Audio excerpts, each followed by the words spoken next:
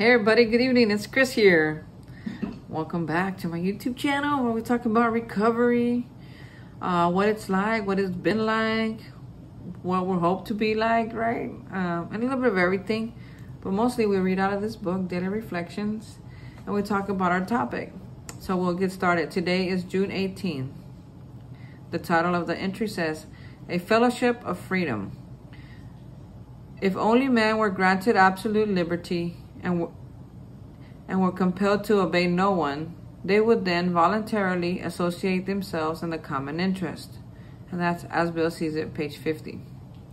When I no longer live under the dictates of another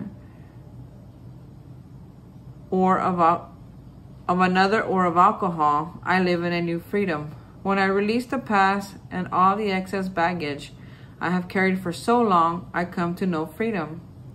I have been introduced into a life and a fellowship of freedom. The steps are a recommended way of finding a new life. There are no commands or dictates in AA. I am free to serve from desire rather than decree. There is the understanding that I will benefit from the growth of other members, and I take what I learn and bring it back to the group. The common welfare finds room to grow in the society of personal freedom. My God. A fellowship of freedom. The first sentence here says, when I no longer live under the dictates of another or of alcohol, I live in a new freedom. And I can honestly say that I live in a new freedom today. I have the freedom to be miserable. I have the freedom to be happy. I have the freedom to be excited about things. I have the freedom to be late. I have the freedom to do whatever I want, whatever my heart desires today. I have the freedom to be able to do that. Before I came into Alcoholics, I didn't know that freedom. I didn't know there was such thing as that freedom. I mean, I thought I was just like under the dictates of rules and regulations, all these rules. You go to school, there's rules. The house, there's rules, everything. And they were all made to serve a purpose, right? That I would grow up to be a decent human being. I mean, that was the sole purpose of it. I mean, I'm not blaming them. But when I got into alcohol, when I started making alcohol my favorite thing to do, man, there came a point where I didn't have a choice. I had to get drunk. I had to drink. I had to try drugs. I had to spend my, I mean, it's such a weird thing. I mean, if you were alcoholic like I was, you could understand how something so insidious would just make you think that you absolutely need that today. Right? To feel better, to be cool, to survive. I needed it to survive in the end because there was so much already built up within me that it was what got me by one day at a time. But once I came to know recovery, like I started to realize that, hey, Chris, you don't have to live like that no more, man. You could really like get into the solution, start practicing this program like these people are sharing with you, like these people recommend, right? Like the people who carry the message to me, and they recommended that I do certain things so that I wouldn't drink today. And today, I was recommended to just stop. It was like, Chris, you're chasing and you're running and you're doing this. Just stop. Just stop. Don't do nothing. You just get into quietness. Just you and God. Just you and your higher power. Just you and air. Just breathe. Just don't do nothing. Just stop. And you know, I was able to listen today. I was able to take that suggestion and just stop. You know, I've been, there's some things going on. I guess I've been overworking myself and just running and chasing, but still the results were still the same. The results were nil. And I had to be reminded today that I've tried that before and it didn't work, right? So I went to work and I canceled all my plans after work. And then I just came, everything that I had planned to do when I got off of work, I canceled it. And then I came home and I took like a 4-hour nap. I mean, it could have been a 5 or 6 hour. It wouldn't have mattered to me. I just said, you're just going to sleep till you don't want to sleep anymore. So I went to sleep and I woke up 4 hours later and I was like, wow, I text my friend, are you gonna be at this place? You know, he was like, yeah. And I was like, all right, I'll see you there. And he said, okay. And I got dressed, I got ready, I went over there, and man, I had such a good time. We just shared. I heard a lot of people, I laughed a lot, we cried together.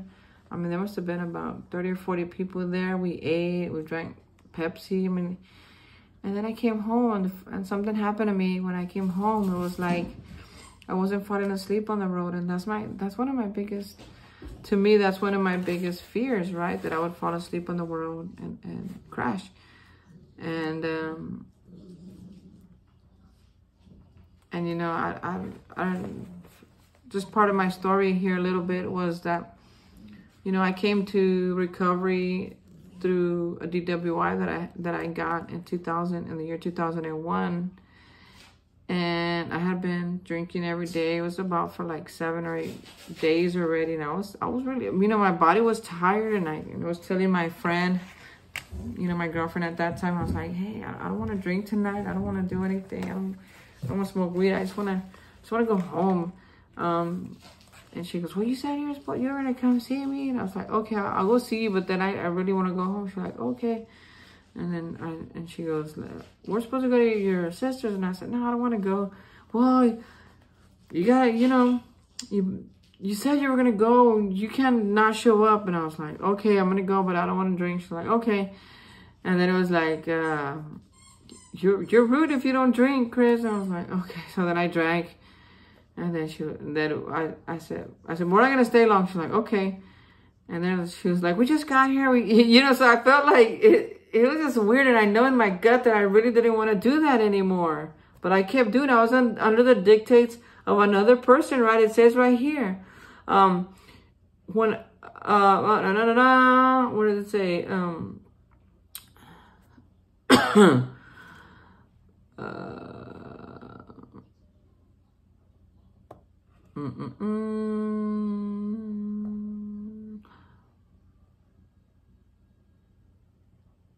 When I no longer, it's the very, I was looking for this, the very first sentence I already read. It says, when I no longer live under the dictates of another, right? At that time, I was under the dictates of that person or of alcohol, right? So then after we drank a few, and I was like, okay, time to go. And then, so we left. No, but I already had alcohol in my system. So guess what? Chris has this bright idea. So now it's not her no more. Now I'm under the dictates of alcohol, right?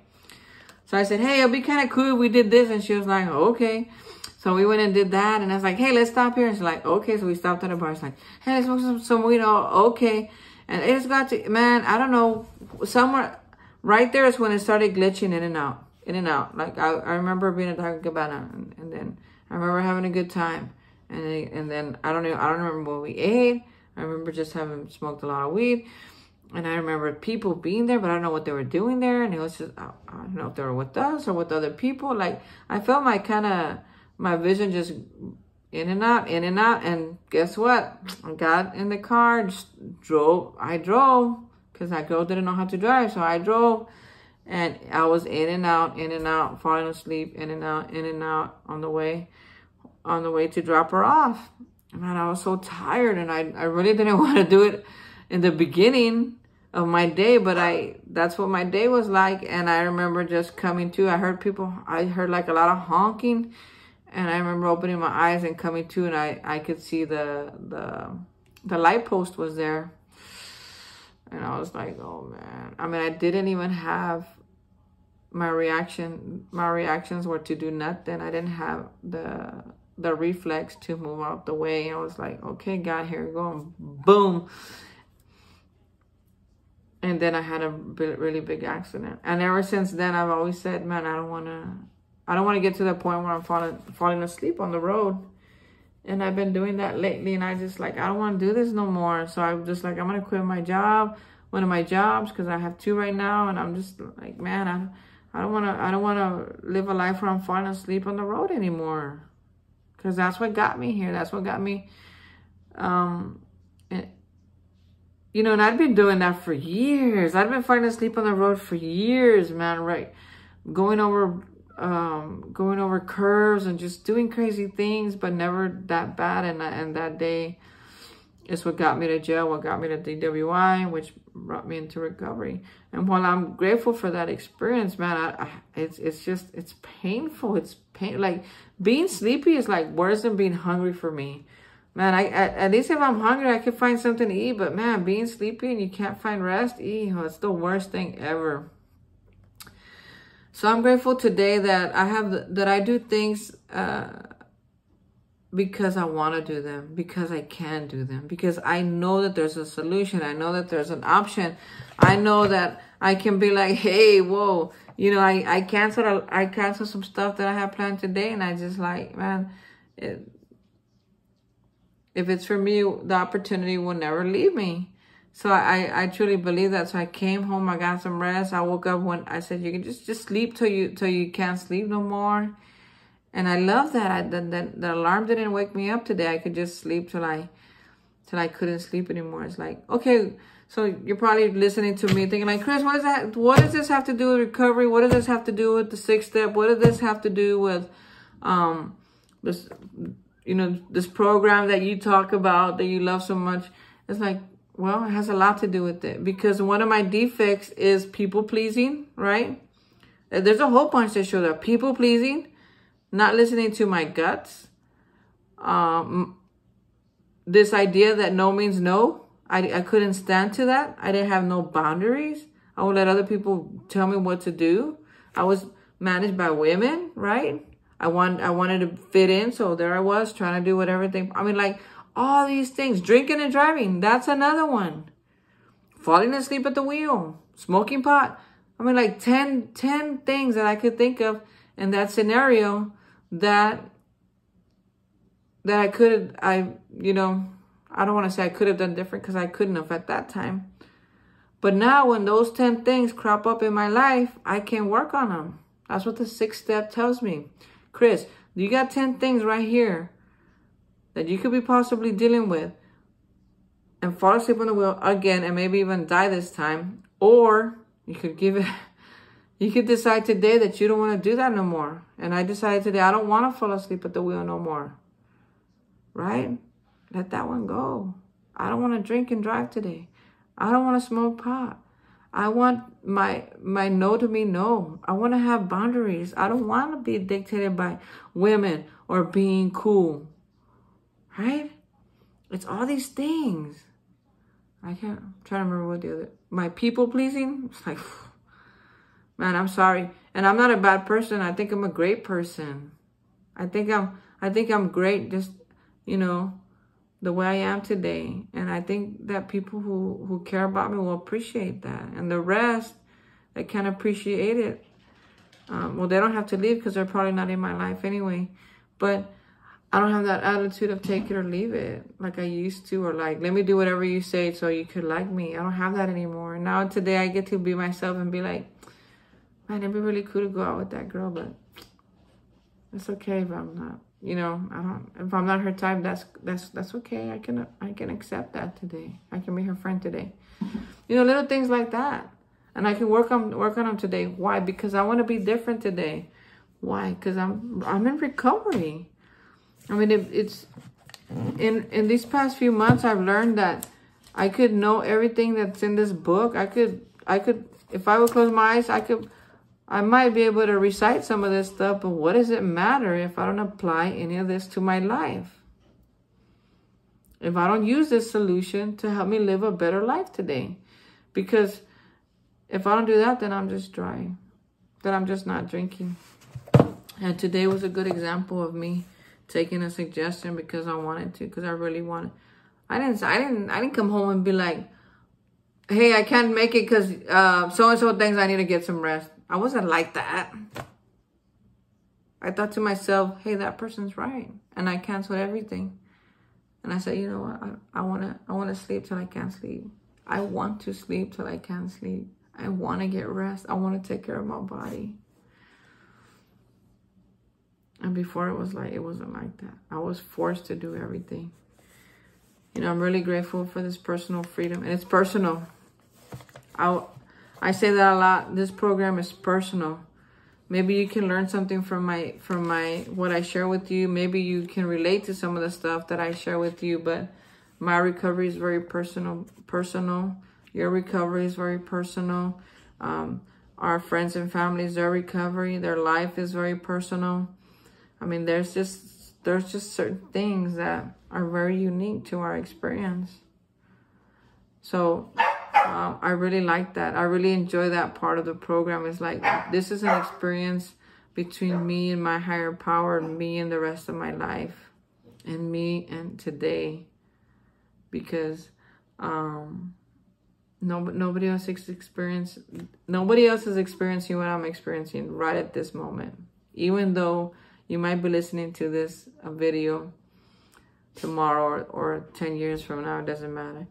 But my exact, very detailed moment is very personal to me. And your very exact, detailed moment is very personal to you. God set it up that way. God set it up that way. He sure did. So I don't have very much to say, but I'm just in a different space today than I was yesterday. And I'm so grateful for that. Recovery gave me that. The opportunity to be different. The opportunity to have a better life. The opportunity to live a life where I don't have to do anything. Really. I mean, it's not just about not drinking or drugging today. It's about all the other things that come. I don't even have to be cool. How cool is that? I don't have to be cool. I could just be Chris. Chris is awesome too. And you're awesome. If nobody's told you today, I think you're awesome. I really do mean that. So I love you, friends. Thank you for watching. Thank you for listening to me. If you think I'm FOS, or that's short for full of shit, just put it in the comments. I love to hear from you. Of course, if you don't, I'd love to hear from you too. So just comment whatever you want, whenever you want. We'll see you tomorrow. Bye, folks.